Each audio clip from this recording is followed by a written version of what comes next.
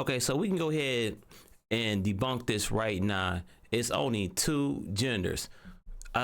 We live in times now where mental illness is running rampant, but don't take my word for it. Gonna let somebody that's certified, that specialize in this, that's going to tell you this, so we can clear this up. Now, you know, during Halloween, when I was a kid, grew up, even as an adult, I dressed up at costume parties. You know, people do that at Christmas parties. You know, people does that.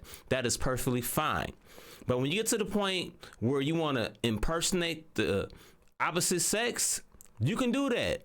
But when you get to the point where you think you actually are the opposite sex, then you know it's a little mental issue right there. It's one thing to act like it, but when you totally believe, you look in the mirror and you believe this is who you are, now that's not against the law, and it shouldn't be against the law. I agree with you on that.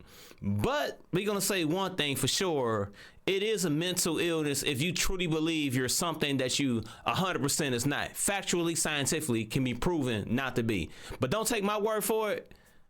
Let's let her explain it. You tell me which one of these skeletons is biologically male or female. I'll give you a second to guess. The most sexually dimorphic feature in skeletons is the pelvis. Overall, the female skeleton has more of a basin shape, whereas the male skeleton has more of a funnel. You better take notes. The inlet in females is going to be larger and more round, whereas in males it is smaller and typically heart-shaped. This is to allow for childbirth, as the baby can easily pass through a larger birth canal. Morphologically, biological male skeletons are not designed to allow for childbirth. To help you better visualize, you can see that I can barely fit my fist in here and I can't really move it around. But in the female skeleton, I have plenty of room. Just like the pelvic outlet, the pelvic inlet is also going to be much smaller in males. Just look at the size difference with the female skeleton here. The subpubic angle where the two pelvic bones meet is typically smaller in males, under 90 degrees. And in females, it's typically over 100 degrees. The greater sciatic notch is also more narrow and deeper in males, and wider and shallower in females. The greater sciatic notch is actually one of the most reliable indicators of biological sex. These are just some of the few of the many morphological differences between biologically male and female skeletons. It is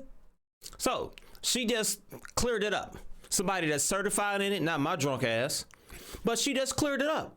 So now all this non-binary and bi and what they got so much shit now with the pronouns. I don't even understand. I'm like, y'all just making up new shit every day.